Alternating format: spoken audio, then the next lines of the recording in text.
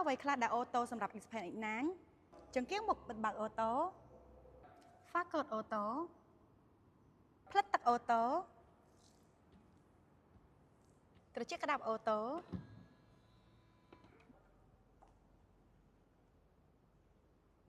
បូមឡើងចុះអូតូ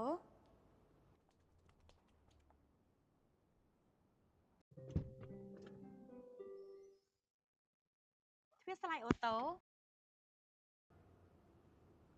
គ្លុបក្រៅអូតូ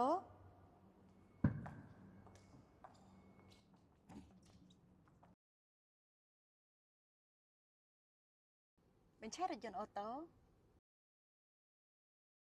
កៅអីជួរទី1អូតូ កៅអីជួរទី2អូតូ ហើយកៅអីជួរទី3ក៏អូតូដែរម៉ាស៊ីនត្រជាក់អូតូ ប្រព័ន្ធបន្សុទ្ធខ្យល់អូតូ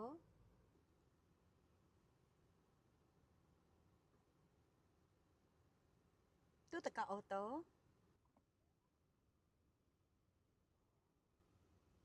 ទូរទស្សន៍អូតូ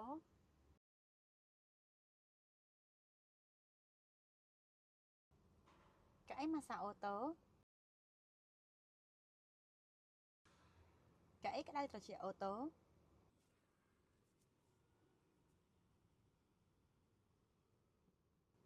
ដំបូលបិទបើកអូតូ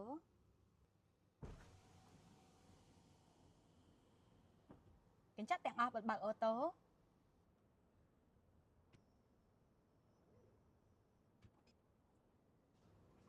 កៅអីជួរទី3បិទអូតូ កង់ក្រោយបិទអូតូ